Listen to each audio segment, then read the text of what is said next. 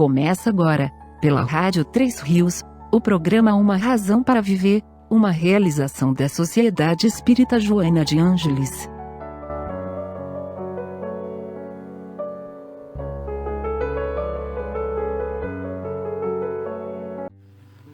Muito boa tarde, queridos ouvintes da Rádio Três Rios, a Rádio da Família, 1150 kHz. Boa tarde a todo o pessoal da técnica. Boa tarde, queridos amigos lá da Sociedade Espírita Joana de Ângeles. Mais uma tarde maravilhosa, abençoada. Neste dia que Deus nos dá a oportunidade de mais uma vez estarmos aqui no programa Uma Razão para Viver. Programa esse realizado pela Sociedade Espírita Joana de Ângeles. Para aqueles que não nos conhecem, a nossa sede fica na Travessa Paulino Alves Tavares, número 6, lá no bairro de Vila Isabel, ali pertinho do Residencial Vila Nova. Meu nome é Douglas, esperamos todos vocês para uma visita em nossa casa. Nós temos reuniões públicas todas as segundas e quintas-feiras a partir das 20 horas. Tá?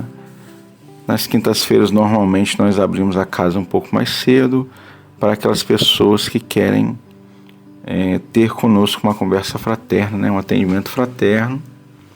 Para você que quer ter essa conversa fraterna, entra lá na nossa página no Facebook, né? Sociedade Espírita Joana de Ângeles Três Rios. Lá você tem os canais nossos de comunicação, você pode deixar mensagem, você tem como entrar em contato conosco, marcando o seu atendimento, para que um atendente esteja lá te esperando para essa conversa. Essa conversa fraterna, ela é feita à luz da doutrina espírita, trazendo conteúdo espírita, né, para aqueles que vão lá conversar conosco. E a doutrina espírita, ela trata de vários aspectos da nossa vida cotidiana. Ela mostra pra gente o Evangelho de Jesus, o Evangelho do Cristo, que através dele nós conseguimos solucionar muitos problemas das nossas vidas, das coisas que estão tirando o sono, né? Nós conseguimos solucionar através do Evangelho, com certeza, que é um guia para todos nós. Já às quartas-feiras nós temos o estudo sistematizado da doutrina espírita, que começa às 19h30. Estão lá a tia Marlene, tia Nádia, né? Então estão todos convidados também. O estudo sistematizado é muito legal, que ele trata desde o princípio da doutrina espírita, né? Desde os primórdios até os dias atuais. Então você vai aprender muita coisa sobre o Espiritismo. Então esse estudo é toda quarta-feira às 19h30, estão todos convidados também a participarem. Nós gostamos sempre de avisar que na nossa casa nós temos uma campanha do quilo. Essa campanha do quilo é permanente, né? Todos os meses nós angariamos alimentos para serem servidos àquelas famílias que são assistidas pela nossa instituição. Então nós pedimos a todos vocês que estão nos ouvindo aí pelas ondas do rádio, pela internet, né? Seja qual meio que for, se você puder doar 1 quilo de alimento, vai fazer muita diferença para a gente, né? Ah, Douglas, mas eu só posso doar 1 quilo de açúcar. Pode dar o seu quilo de açúcar. Ah, só tem 1 quilo de sal. Pode dar o seu quilo de sal. Você vai de alguma forma estar ajudando, né? Aquele seu quilo de sal vai chegar numa família que está precisando muito. Então, você pode da mesma forma entrar lá em contato conosco, entrar lá no Facebook, né, da Sociedade Espírita Joana de Ângeles Três Rios. Lá tem os nossos contatos, você faz contato conosco e nós combinamos com você, pegar esse alimento, você entregar em algum lugar, entregar na casa espírita, tá bom? Gostamos sempre de lembrar também aquelas pessoas que têm roupas em casa em bom estado para doar, roupas de adulto, roupas de crianças, roupinhas de recém-nascido também, Às vezes, né, as crianças crescem muito rápido, um bebezinho cresce muito rápido, nem usa aquelas roupinhas todas que nós compramos para ele. Então você tem roupinhas aí que estão em ótimo estado, quase não foram usadas. Doa pra gente, que a gente monta alguns kits de enxoval de bebê e doa para aquelas pessoas que estão necessitadas. Né, às vezes muitas mamães vão ter os seus bebês e não têm condições, né, de comprar roupas, de montar um enxoval para o neném. Nós vamos lá e ofertamos um pequeno enxoval para que essa criança possa chegar, né, possa sair do hospital com um vestidinho direitinho, ter as suas primeiras roupinhas, né? Então, você doando para a gente, você vai estar ajudando, né? E roupas em geral, de crianças e adultos que estiverem em bom estado, você pode doar para a gente também. A gente doa, a gente faz bazar para ser revertido, né, em valores e ajudar na manutenção da casa, em compra de alimentos, em compra de materiais, né, que são necessários para a casa espírita poder se manter. Tá bom? Então nós agradecemos a todos vocês que doam para a gente esses materiais, né, através das suas doações, que o nosso trabalho acontece e chega àqueles que realmente precisam. Então, nesse programa nosso tema, né, principal é a história do Espiritismo. E pegando uma carona lá no estudo sistematizado, nós vamos estar falando um pouquinho para vocês das Irmãs Fox. A história das Irmãs Fox, ela começa mais ou menos, né, por volta de dezembro de 1847. Só para a gente ter uma comparação, o Livro dos Espíritos, ele foi a primeira edição, né, tem 165 anos, foi em 18 de abril de 1857. Então nós estamos falando em 10 anos antes do Livro dos Espíritos ser publicado, tá? Então, quem eram essas Irmãs Fox, né? O que elas têm a ver com o Espiritismo? Né? Por que a história dela é sempre contada, né?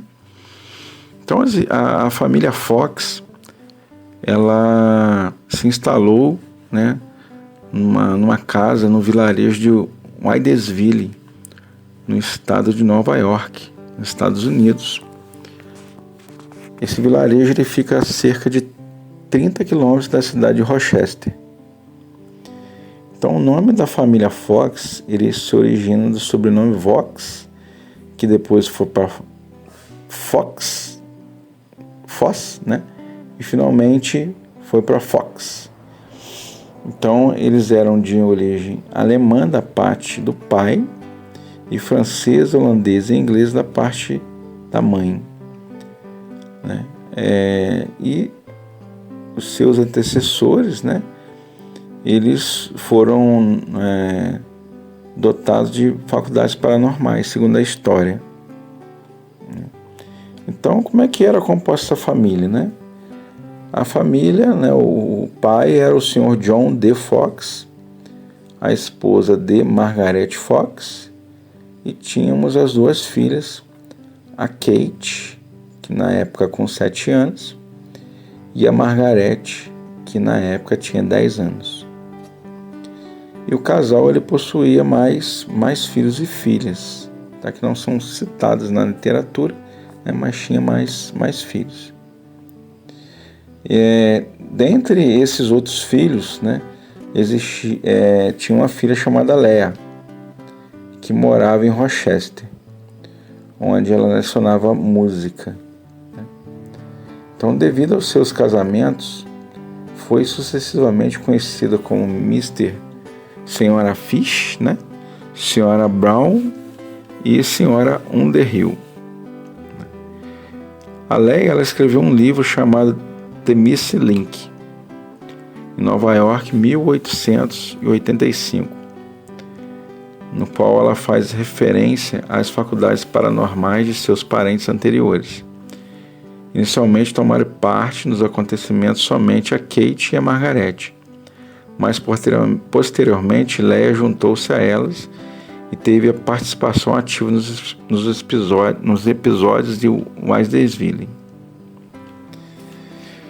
Então, como é que, né? Nós falamos um pouquinho delas, né?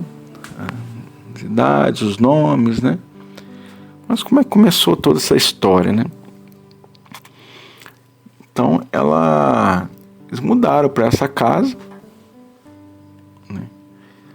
Lá em Wadesville, e daí começou a se originar os fenômenos, né? Depois de um tempo. Então, a casa de Wadesville já era assombrada, segundo relatos, né? Então, Lucretia Pulver era uma jovem que servia como dama de companhia do casal Bell.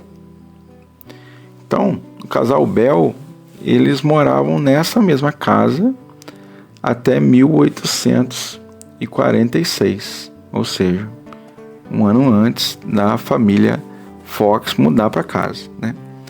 Ela contou uma curiosa história de um mascate que se hospedara com os Bells na noite em que o vendedor passou com aquele casal. Lucretia foi mandada a dormir na casa dos pais. 3 dias depois, tornaram a procurá-la. Então disseram que o mascate foi embora. Ela nunca mais viu esse homem.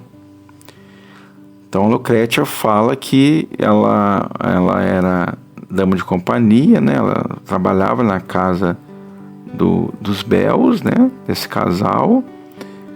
E quando, né, um vendedor passou por lá, ela foi mandada para dormir em casa, e depois de 3 dias ela voltou, né? Chamaram ela para trabalhar novamente, e o mascate já tinha ido embora e ele nunca mais viu esse homem. Depois disso, passado algum tempo, aproximadamente 1844,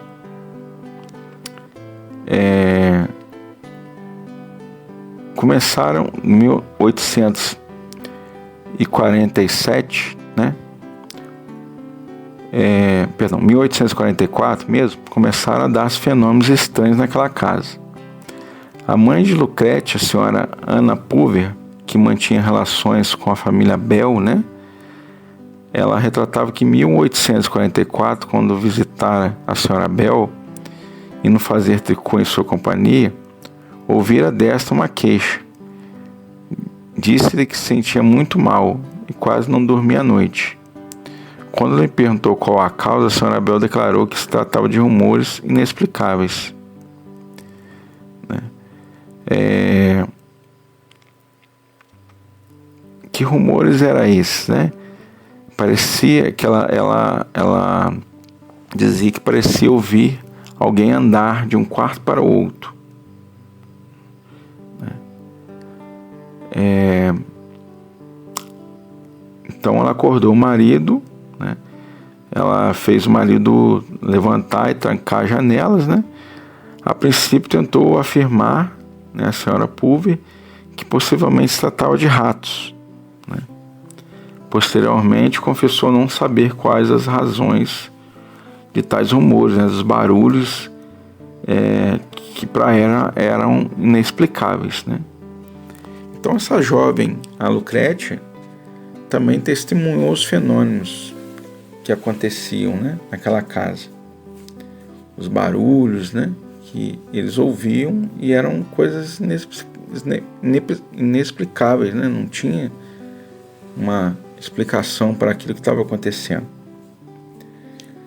Então, em 1846, né,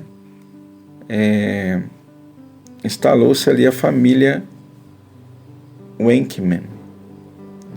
Os Bells se mudaram em 1846, e no mesmo ano uma outra família, que é a família Wakeman, mudou para casa, que era o senhor Michael Wakeman e a senhora Hannah Wakeman e suas filhas.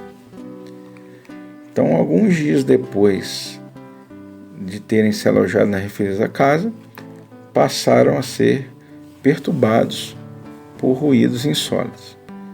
Batidas na porta de entrada, sem ter alguém visível, né?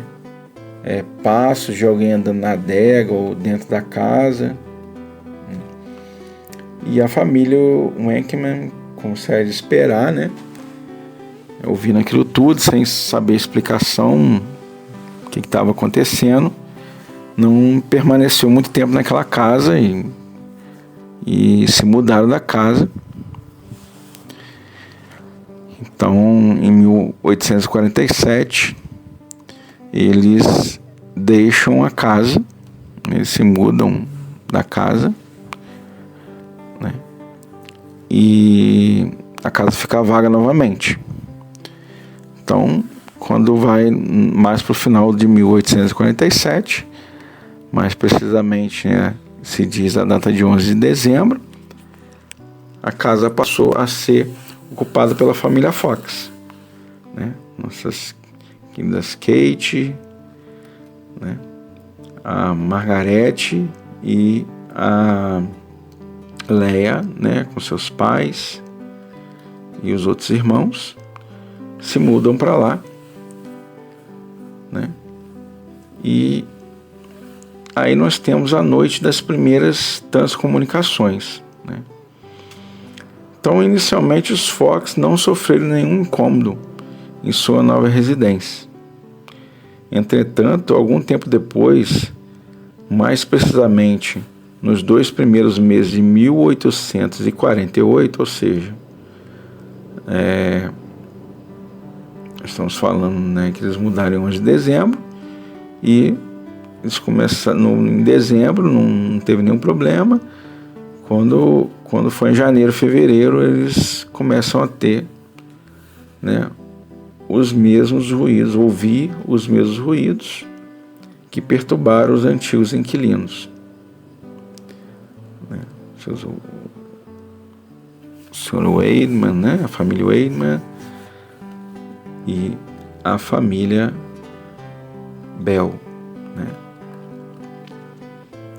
Então, eram batidas leves, sons semelhantes aos arranhões nas paredes, assoalhos e móveis, os quais poderiam perfeitamente ser confundidos com rumores naturais produzidos por vento, estalos no enmadeiramento, ratos, etc. Por isso, a família Fox não deveria ter se sentido molestada ou alarmada. Entretanto, tais ruídos cresceram de intensidade, e a partir de meados de março de 1848, as batidas mais nítidas e sons de arrastar de móveis começaram a fazer-se ouvir, pondo as meninas em sobressalto, ao ponto de negar-se a dormir sozinhas no seu quarto e passarem a querer dormir nos quartos dos pais. A princípio, os habitantes da casa, ainda incrédulos quanto à possível origem sobrenatural dos ruídos, levantaram-se a procuravam localizar as causas naturais dos mesmos, né? Então eles procuravam por rato, eles procuravam por, né, alguma coisa que poderia estar causando aqueles ruídos, né? Eles não tinham noção do que realmente estava por trás daqueles ruídos que estavam ali, né, acontecendo na casa. Então eles buscavam, né, saber se eram as madeiras que estavam podres, algum problema, né, que estava dando os estalos, se era o vento que estava entrando por algum lugar e estava fazendo barulho, se tinha rato na casa, né, que poderia estar causando os ruídos que eles escutavam, né. Então, estavam procurando as causas naturais dos ruídos. Então, na noite de 31 de março de 1948, desencadeou-se uma série de sons muito fortes e continuados. Aí então deu-se o primeiro lance do fantástico episódio que ficou conhecido, né, como um marco inamovível, né, da história dos fenômenos paranormais. a garota de 7 anos de idade, né, a Kate Fox, em sua espontaneidade de criança, na época, 7 anos, teve a audácia de desafiar a força invisível, né, a repetir os golpes das palmas que ela batia com as mãos. Então, a resposta foi imediata, né? A cada estalo, um golpe era ouvido logo a seguir. Então, ela batia com a mão e um golpe era ouvido, né? Ali estava a prova de que a causa dos sonhos seria uma inteligência incorpórea. Para apreciar-se bem o sabor dessa incrível aventura, né, nós vamos transcrever alguns trechos, né, do depoimento da Margaret Fox, né? E ela diz assim: na noite de sexta-feira de 31 de março de 1848, resolvemos ir para a cama um pouco mais cedo e não nos deixamos perturbar pelos barulhos. Íamos ter uma noite de repouso. Meu marido, que aqui estava em todas as ocasiões, ouviu os ruídos e ajudou a pesquisar. Naquela noite fomos cedo para a cama, apenas escureceram. Achava-me tal alquebrada e com falta de repouso que quase me sentia doente. Meu marido não tinha ido para a cama quando ouvimos o primeiro ruído naquela noite. Eu apenas me havia deitado. A coisa começou como de costume. Eu distinguia de qualquer outro ruído jamais ouvido. As meninas que dormiam em outra cama no quarto ouviram as batidas e procuraram fazer ruídos semelhantes, estalando os dedos. Minha filha menor, Kate, disse batendo palmas: Senhor pé rachado, faça o que eu faço. Imediatamente seguiu-se o som com o mesmo número de palmadas, né? Quando ela parou, o som logo parou. Então Margaret disse brincando: agora faça exatamente como eu. Conte 1, 2, 3, 4. E bateu palmas. Então os ruídos se produziram como antes. Ela teve medo de repetir o ensaio. Então Kate disse na simplicidade infantil: ó mãe, eu já sei quem é. Amanhã é 1º de abril e alguém quer nos pregar uma mentira. Então pensei em fazer um teste que ninguém seria capaz de responder. Pedi que fossem indicadas as idades dos meus filhos, sucessivamente. Instantaneamente foi dada a exata idade de cada um, fazendo pausa de um para o outro, a fim de separar até o 7º, depois do que se fez uma pausa maior, e 3 batidas mais fortes foram dadas, correspondendo à idade do menor, que já havia morrido. Então, ela pede, né, que seja feita através das batidas, né, que diga a idade, né, dos filhos. Então, as batidas vão se bater na quantidade, né, das idades, né, de cada um, 1 ano, 2 anos, 3 anos, e as batidas, as últimas batidas, né, as 3 batidas, indicando a idade do menor filho, que é um filho que tinha morrido com 3 anos. Então ela pergunta, né? É um ser humano que me responde tão corretamente? Aí não houve resposta. Aí ela pergunta: é o espírito? Se for de 2 batidas. E assim 2 batidas foram ouvidas, assim que fiz o pedido. Então eu disse: se for um espírito assassinado, de 2 batidas, e foram dadas instantaneamente, produzindo um tremor na casa.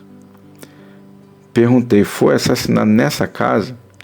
A resposta foi como a precedente. A pessoa que o assassinou ainda vive? A resposta foi idêntica, por 2 batidas. Pelo mesmo processo, verifiquei que foi um homem que assassinaram nessa casa, e os seus despojos enterrados na adega, que a família é constituída de esposa e 5 filhos, 2 rapazes e 3 meninas, todos vivos ao tempo de sua morte, mas que depois a esposa morrera. Então perguntei: continuará a bater se chamarmos os vizinhos para que também escute? A resposta afirmativa foi alta. Então bateu 2 vezes. Então, desse modo, foram chamados vários vizinhos, dos quais, por suas vezes, convocaram outros, né? De maneira que mais tarde, nos dias subsequentes, o número de curiosos era enorme. Então, naquela noite compareceram o senhor Redfield e a senhora Doesler, e os casais Ide e Revel, né? O senhor Doesler fez muitas perguntas e obteve as respostas. Em seguida, indiquei vários vizinhos nos quais pude pensar e perguntei se haviam sido mortos por algum deles, mas não obtive a resposta. Após isso, o senhor Doesler fez perguntas e obteve as respostas. Perguntou: foi assassinado? A resposta foi afirmativa. Se o assassino pode ser levado a tribunal? E nenhuma resposta. Pode ser punido pela lei? Nenhuma resposta. A seguir disse: se seu assassino não pode ser punido pela lei de sinais, as batidas foram ouvidas claramente. Pelo mesmo processo, o senhor Doesler verificou que ele tinha sido assassinado no quarto leste há 5 anos passados e que o assassino fora cometido à meia-noite de uma terça-feira por o senhor, né, que fora morto, e ele fora morto com um golpe de faca de açougueiro na garganta, e que o corpo havia sido enterrado. Tinha passado pela despensa, descido a escada e enterrado a 10 pés abaixo do solo. Também foi constatado que o motivo foi o dinheiro, né, que ele carregava. Aí foi lhe perguntado quanto a quantia, né? $100? Aí nenhuma resposta. 200, 300. Quando mencionou $500, foram ouvidas as batidas que confirmaram que ele estava com uma soma de $500. Ele foi assassinado porque a pessoa queria, né, roubou ele, queria o dinheiro e acabou matando ele com uma faca de açougueiro. Então foram chamados muitos vizinhos que estavam pescando no ribeirão, né? Eles ouviram as minhas perguntas e respostas. Então alguns permaneceram na casa naquela noite. Então a Margarete, né, e as meninas, né, elas saíram e o marido dela ficou a noite toda com o senhor Redfield, né? No sábado seguinte a casa ficou super lotada, né? Durante o dia não se ouviram os sons, mas ao anoitecer eles recomeçaram. Diziam que mais de 300 pessoas achavam-se presentes. No domingo, os ruídos foram ouvidos o dia todo por todos os quantos se achavam na casa. Então, esses são os principais trechos, né, do depoimento da Margaret Fox, que mais nos interessam, né? Então essa noite foi a noite, né, de 31 de março de 1848. Então, nesse caso foram as primeiras, né, manifestações abertas, né, uma das primeiras. É lógico que manifestações espirituais nós temos várias histórias desde lá de trás, não é nenhum tipo de novidade, né? Uma manifestação espiritual, mas que tenha ganhado notoriedade. Nós temos essa de Wiseville, que até então, né, foi se confirmado ser uma inteligência que estava ali por trás daquele fenômeno, né? E essa inteligência interagiu com as pessoas, né? Então, continuando a história, as escavações na adega, né?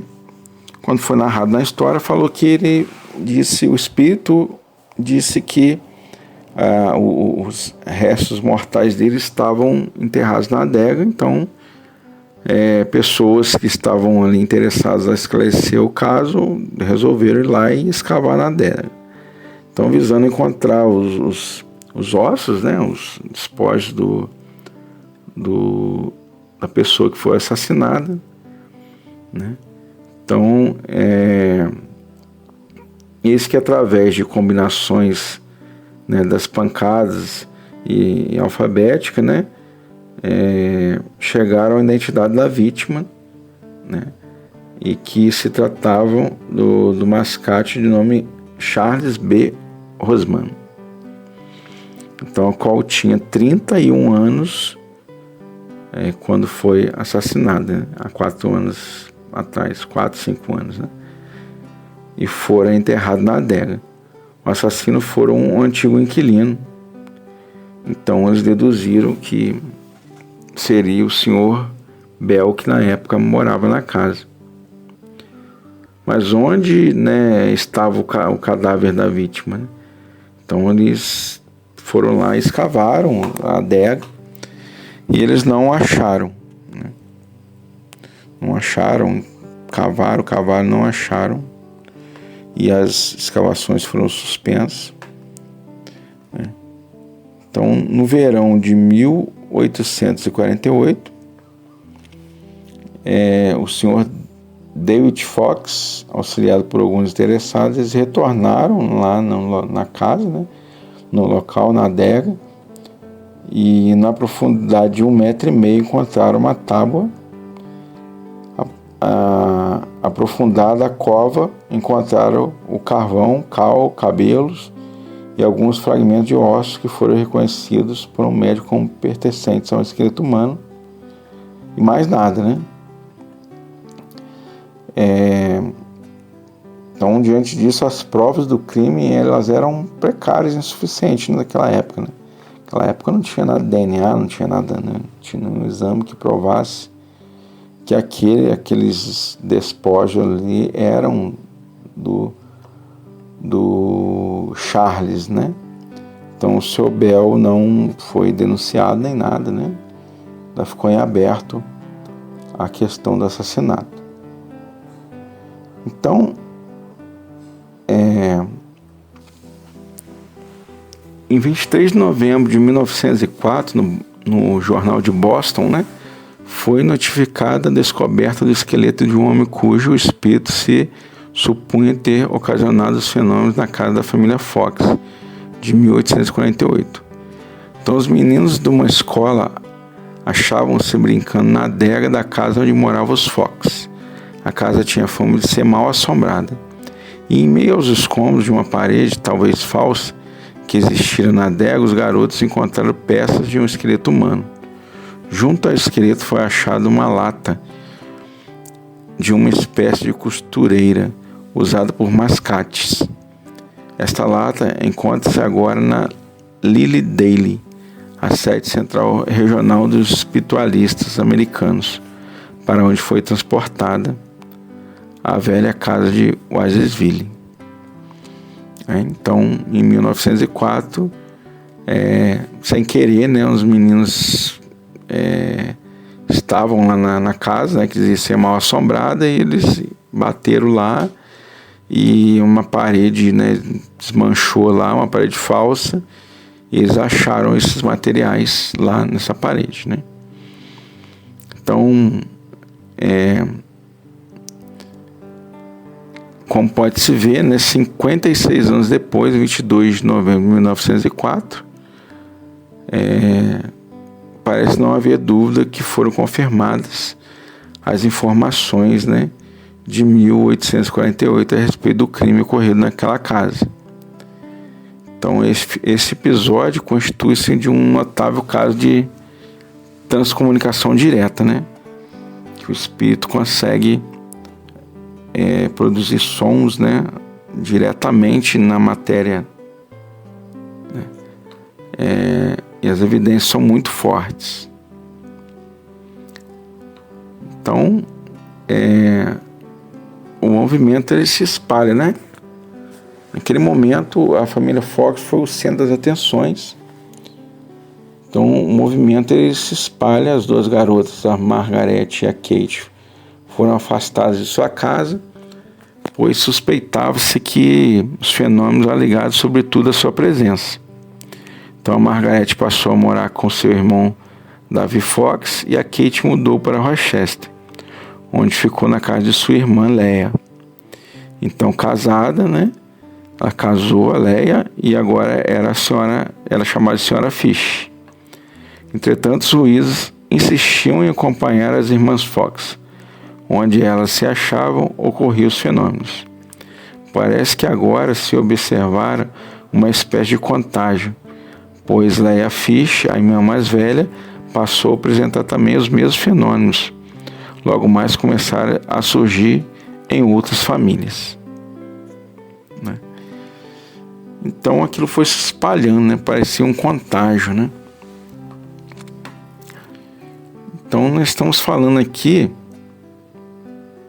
né, de 1948, e eu volto a lembrar, né, que o Livro dos Espíritos ele foi editado, né, a primeira edição saiu, né, em 18 de abril de 1857, e foi por volta de 1853 que esses fenômenos eles chegam à Europa, né? Mas ali especificadamente na área da Grã-Bretanha e a França. E esses fenômenos eles pegam a Europa ali num momento que a Europa ela estava muito ligada ao materialismo, né? Como também na América o materialismo ele era grande, né? Nessa época. As pessoas não acreditavam em Deus, né? Não acreditavam na divindade, então eles buscavam respostas materiais para tudo que acontecia naquela época. Né? As ciências estavam crescendo, então tudo era colocado ao crivo da ciência. Se a ciência não explicasse, não era uma coisa que era plausível. Então tinha um acontecimento, eles pegavam aquele acontecimento e a ciência buscava uma explicação para aquele acontecimento, né? Então a ciência sempre buscava desmascarar tudo que lhe aparecia, ou então trazer uma resposta à razão daquilo que está acontecendo. É lógico que a todo tempo nós vemos charlatões, né? Todo tempo da história. Nós temos pessoas que se dizem fazer coisas que realmente elas não fazem. Né? Nós temos pessoas que têm a arte da ilusão, né? O ilusionismo. Nós vemos hoje aí nos programas de televisão até hoje pessoas que tiram coelho da cartola, né? Fazem ilusões aí que nós não temos explicações, né? Mas existe ali uma explicação, existe um jeito de se fazer aquilo que você não vê como a pessoa faz, né? A pessoa pratica muito, ela acaba conseguindo fazer de uma forma que você não enxerga o jeito que ela faz para tirar alguma coisa de uma cartola, aparecer alguma coisa na mão dela, né? Um transporte de material misterioso, né? Mas que há truques para você poder fazer isso. E naquela época isso estava muito, né, sendo desmascarado, e as pessoas estavam muito, digamos, não acreditavam, né? Quando você falava alguma coisa, as pessoas não acreditavam que aquilo era verdade, e a ciência vinha logo ali e fazia o seu estudo e falava, é mentira, isso daí é mentira, é uma ilusão, não acredito, e aquilo era desacreditado.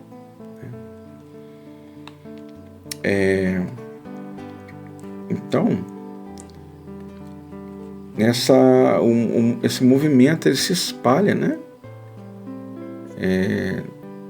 E aí várias famílias começam a aparecer fenômenos físicos, né? Da mesma forma que aconteceu com as irmãs Fox, agora com outros, na casa de outras pessoas, como no reverendo, né, o A.H. Jervis. Tem também no ministro metodista residente em Rochester, né? Na família do diácono Whaley de Grace, né, na cidade vizinha de Rochester. Depois na senhora Sarah A. Tanley e o senhor Benedict de Auburn, né? Então eles também desenvolveram notável mediunidade, né? Então parecia que aquilo estava contagiando, né? Que aquilo era contagioso. Mas não era contagioso, né? Sabe que não era contagioso. Isso se espalhou pelo mundo, né?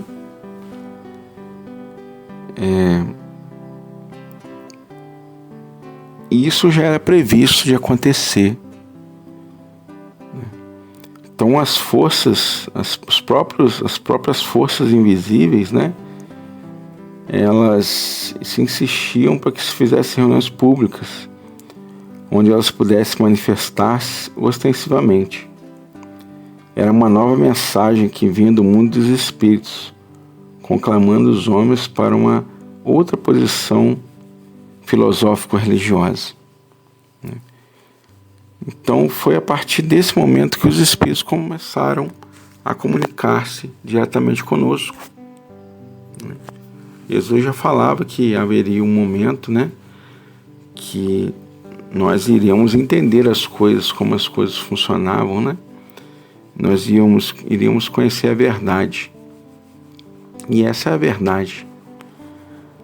A verdade que a morte não existe, nós somos espíritos eternos, né? Vamos continuar vivos e nós vamos para o mundo espiritual, né?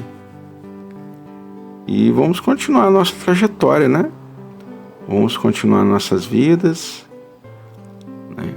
Passar por outras experiências, né? E depois reencarnar aqui no mundo físico novamente para aprender novas coisas, passar, né, por dificuldades que são necessárias para o nosso aprendizado, né? Continuarmos a nossa trajetória espiritual até sermos espíritos puros, né? Vamos se espelhar em Jesus, né? Nós vamos ser igual a Jesus. Algum dia nós vamos conseguir fazer tudo que Jesus fez e faz, né? Então, falando, né, do espiritualismo e o espiritismo, né, essa onda espiritualista passou da América para a Europa.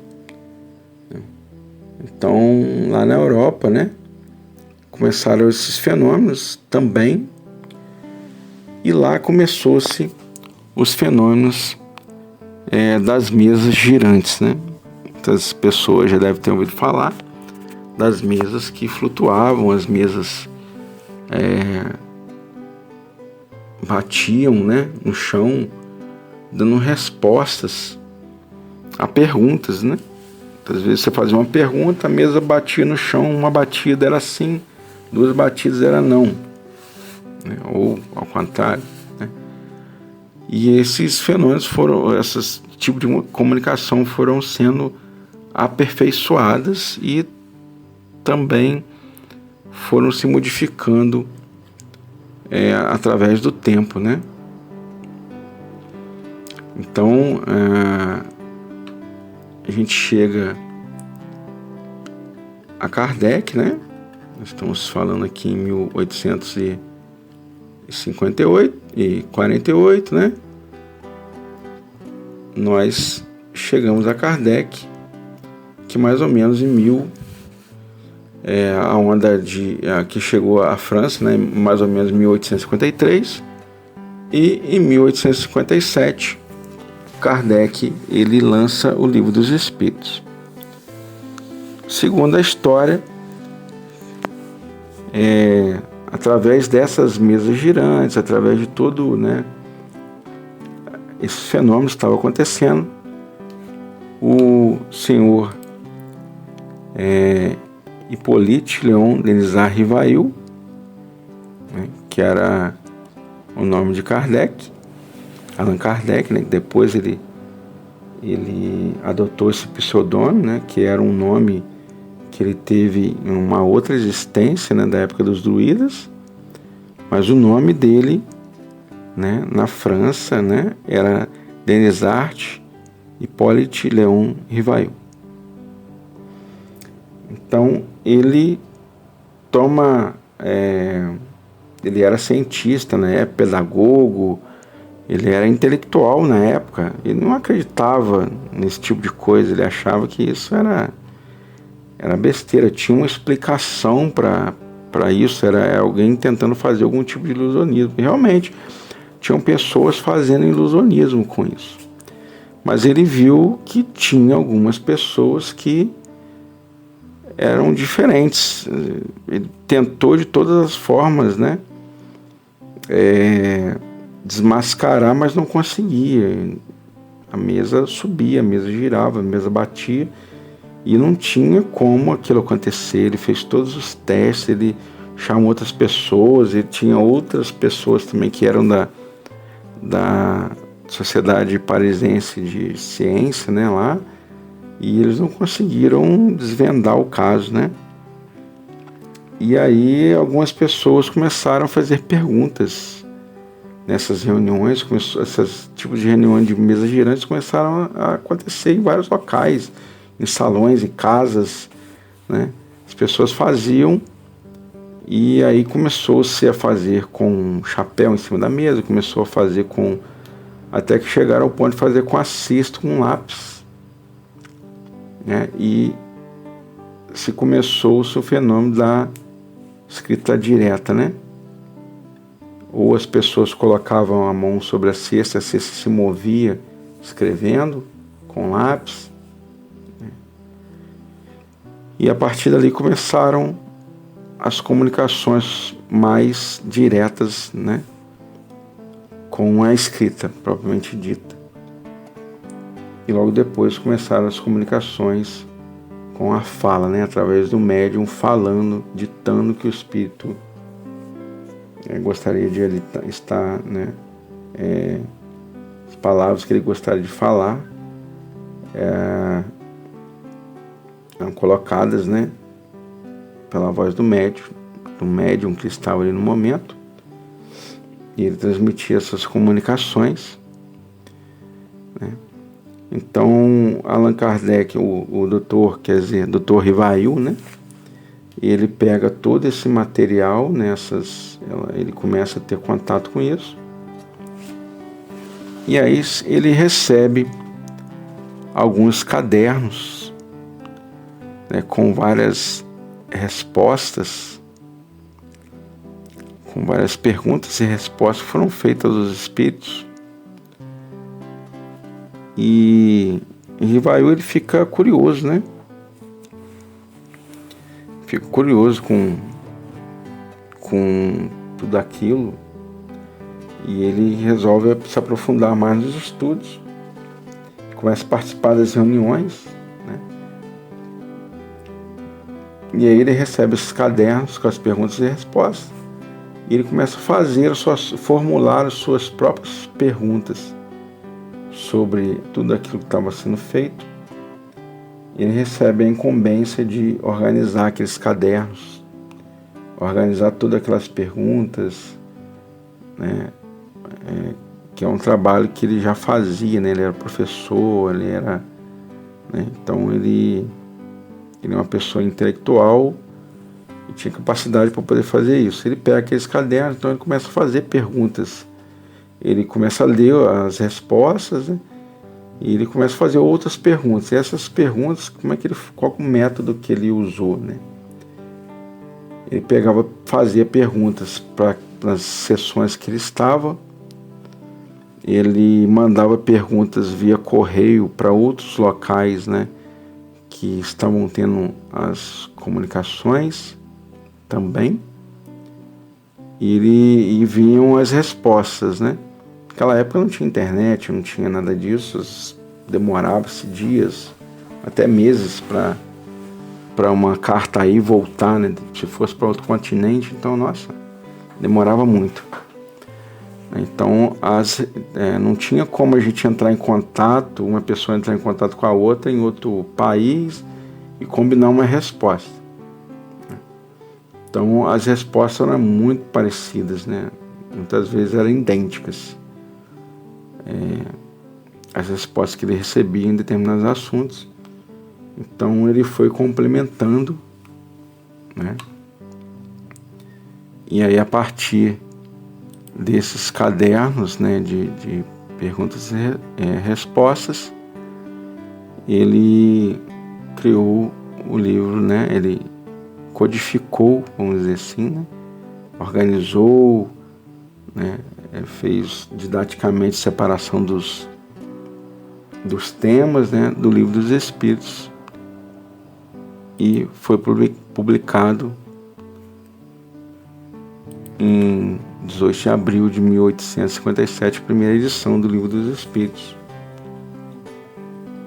Todo esse trabalho que foi feito. E à época ele coloca o nome de Allan Kardec, porque o Dr. Rivail já era uma pessoa conhecida, já tinha vários livros de várias matérias, né? Ele era professor, então ele já tinha vários livros publicados. E o pensamento dele era o quê? Que as pessoas iam comprar o Livro dos Espíritos, porque era um livro que o senhor Rivail fez, né? Já era muito conhecido, então as pessoas iam comprar pelo seu nome. Ele não queria isso, ele queria que as pessoas comprassem, né, para descobrir a doutrina espírita, né, para descobrir sobre os espíritos. Então ele adota esse pseudônimo, né, de Allan Kardec, que, como nós falamos antes, era o nome dele, né, em outra encarnação na época dos druidas, que foi lhe falada por um espírito, né, essa informação. Então ele usa a assinatura do livro Allan Kardec, né? E assim, em 1857 é lançado o Livro dos Espíritos. Já em 1861 é lançado o Livro dos Médiuns. Em 1864 é lançado o Evangelho segundo o Espiritismo. Em 1865 o livro O Céu e o Inferno. E em 1868 a Gênese, o livro A Gênese. Então são os 5 livros bases da doutrina espírita. São esses livros, né, que tratam de todos os assuntos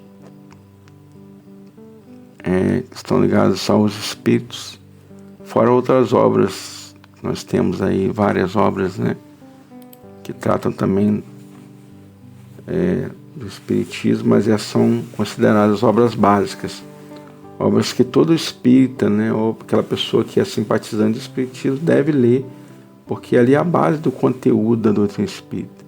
Ali tem tudo que você precisa saber, né, da doutrina, né, das informações, para você saber como é que o espiritismo realmente funciona. É lógico que nós temos obras aí, né, de vários autores, Chico Xavier, Divaldo, né, vários outros autores. Nós temos Chico Xavier trazendo obras aí maravilhosas de vários espíritos que nos deram condições de entender melhor o mundo espiritual e tudo, né? Mas devemos sempre partir da base do Pentateuco, né? São esses 5 livros. Então, meus irmãos, como nós vimos aí, a história do Espiritismo começa bem antes, né, do próprio Rivail, né, o Allan Kardec, escreveu o Livro dos Espíritos. Se nós pararmos para pensar na história da humanidade, a gente vai ver que isso daí começa bem antes disso, bem antes das irmãs Fox. Atrás, né, mais de 4.000 anos, nós já tínhamos, nós já temos provas, né? Nós já temos escritas de pessoas que falam sobre a vida espiritual, né? Se nós pegarmos lá a cultura egípcia, né, nós vemos que eles já tinham uma noção grande disso, né? Que eles sobre a questão das múmias, né? Sobre a questão da vida depois da morte. Muitas vezes eles poderiam ter até uma noção equivocada, né? Que eles iam retornar para o mesmo corpo, que tinha que cuidar daquele corpo, mumificar, né, aquele corpo, que depois ele ia retornar à vida naquele corpo. Na verdade, esse corpo que nós temos hoje, ele é um empréstimo, né? Ele é formado por bens da natureza em comum. Nós temos nosso corpo água, nós temos sais minerais, nós temos cálcio, e tudo isso depois, se nós espíritos deixarmos esse corpo, ele vai se tornar uma massa inerte, e ele vai se desfazer, né? Ele vai voltar para a natureza, que é da onde nós viemos, né? Quando nós estamos lá no ventre da nossa mãe, esses elementos da natureza se juntam, vão se juntando, se agrupando para formar o nosso corpo, certo? Através da alimentação da nossa mãe. E após o desencarne, né, a partir do momento que o espírito se desliga do corpo, ele vai se decompor e esses elementos vão voltar para a natureza e formar novos organismos, né? Vai fazer que cresçam outros seres vivos, né? Vai voltar para a terra, vamos dizer assim, né? E o espírito, que é o componente imortal, vai continuar a sua trajetória no mundo espiritual, né? Vai passar pelas suas provações, mas vai continuar a sua individualidade. E depois de um tempo, né, quando necessário, nós vamos retornar aqui na Terra num novo corpo, novamente, né? Vamos nascer de novo, né? Vamos voltar ao ventre da nossa mãe, né? Não da mesma mãe, muitas vezes, mas de outra mãe, na família necessária, para que nós estejamos com as pessoas que nós temos que estar naquele momento. Às vezes pessoas que nós temos que nos ajustar, né? Às vezes pessoas que nós temos que aprender a amar. Às vezes pessoas que nós já causamos alguns males a eles no passado e que hoje fazem parte da nossa família, que hoje trabalham junto conosco, que hoje estão ao nosso lado, são nossos vizinhos, né? Tudo isso nós temos um pequeno planejamento, né, que nós fazemos, e tudo isso está dentro de uma programação, né, que nós devemos, e quanto mais a gente conseguir seguir, né, quanto mais a gente conseguir amar, quanto mais a gente conseguir perdoar, é melhor para todos nós, né? Com certeza, nós vamos melhorar a nossa vida e vamos melhorar a vida daqueles que estão ao nosso redor. Então, meus irmãos, nós estamos chegando ao final de mais um programa, né? Acabou que não teve um momento musical no meio do programa, né? Nós acabamos passando aqui direto, mas eu acho que foi muito bom. A gente contou aqui um pedacinho bem resumido, né, das irmãs Fox e do princípio do Espiritismo, né? Então, quem quiser se aprofundar mais, pegue lá o Livro dos Espíritos, pega o Pentateuco Kardeciano e leia, que você vai saber tudo do Espiritismo. Frequente reuniões espíritas, né? Faça parte lá do estudo sistematizado da doutrina espírita, que você vai ter muitos conhecimentos e vai entender um pouco mais, né, de você mesmo, né? O Espiritismo, ele nos ajuda a entender de nós, né, que somos espíritos. Embora hoje estejamos num corpo encarnado, nós continuamos sendo espíritos. Então, meus irmãos, nós chegamos ao final do nosso programa. Nós vamos fazer nossa prece. Aqueles que puderem pegar um copo d'água, né, puderem ficar aí mais tranquilos, relaxados. Aqueles que quiserem fechar seus olhos, que estiverem, né, num local que puder fechar os olhos. Vamos confiar no Senhor nosso Deus. Vamos pedir a ajuda a Jesus, aos bons espíritos, para nos guiar no caminho do bem, nos afastar de todo mal, nos trazer forças para trabalhar e cultivar o bem do amor, o bem da caridade, o bem proceder. Muitas vezes nós dizemos que não conseguimos, muitas vezes nós fazemos pirraça, né? Nós queremos mudar o mundo, mas a verdade, a mudança, ela tem que ser primeira em nós. Nós temos que mudar. Nós temos que trabalhar honestamente. Nós temos que entender a necessidade do nosso irmão que está ao nosso lado, do grau de conhecimento dele. Nós temos que realizar a caridade. Fazer a caridade com o nosso irmão. Ouvir é um ato de caridade. Ajudar é um ato de caridade. A caridade é você abraçar o seu irmão que está junto com você na jornada. A oração em favor do outro é um ato de caridade. Então, ganhe confiança, tenha forças para suportar todas as provas, porque Deus está conosco. Ele nunca nos dá um fardo mais pesado que nós podemos carregar. Não podemos ficar no comodismo. Nós temos que deixar a nossa zona de conforto. Nós temos que trabalhar. Nós temos que exercitar tudo isso que estamos aprendendo no Evangelho. Pois quando nós trabalhamos para o bem do outro, nós trabalhamos pelo nosso próprio bem.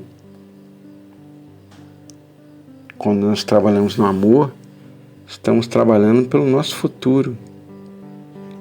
Então, meus irmãos, vamos ajudar a todos que estão ao nosso lado.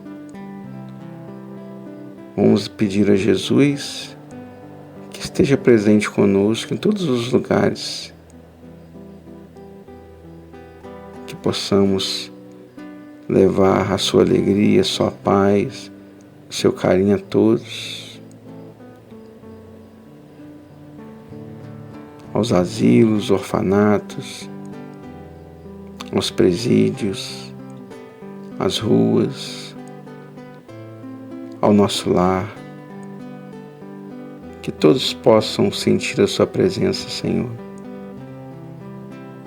Que Tu possas nos abençoar todos os dias da nossa existência. Mais uma vez, Senhor, Te agradecemos por tudo que recebemos. Que a Sua paz seja conosco, hoje, amanhã e sempre. Que assim seja, Senhor. Muita paz, meus queridos irmãos. Um ótimo final de semana a todos. E que Jesus esteja junto de vocês em todos os momentos das suas vidas. Que assim seja. Muitas bênçãos e vitórias a todos vocês. Um forte abraço. E até a próxima oportunidade, se Deus quiser.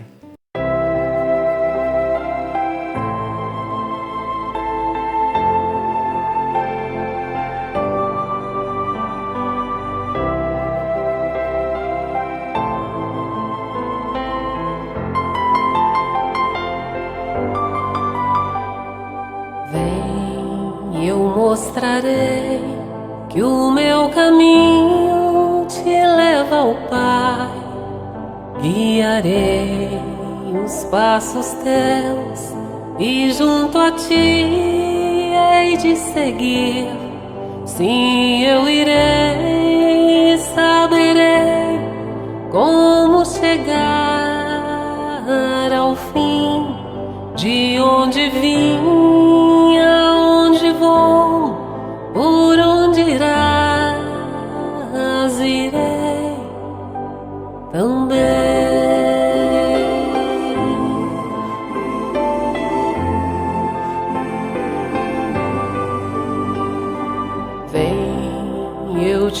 direi o que ainda estás a procurar. A verdade é como o sol, invadirá o teu coração. Sim, eu irei, aprenderei minha razão de ser. Eu creio em ti, que crês em mim, e a tua luz verei, a luz.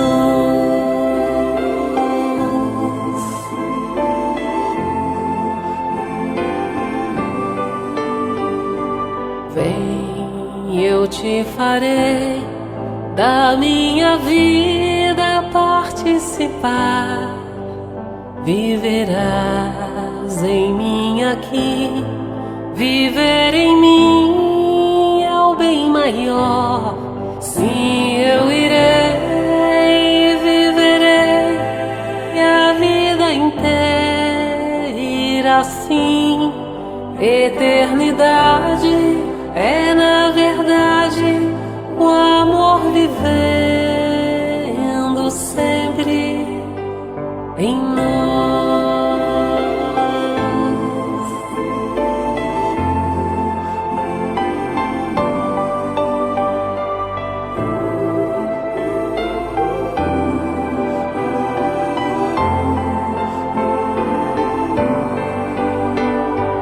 Vem que a terra espera quem possa e queira realizar com amor a construção de um mundo novo, muito melhor. Sim, eu irei, levarei teu nome aos meus irmãos. Iremos nós e o teu amor vai construir, enfim, a paz.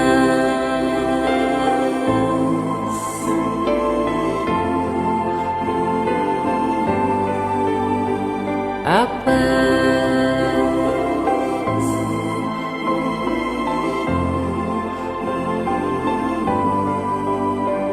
a paz.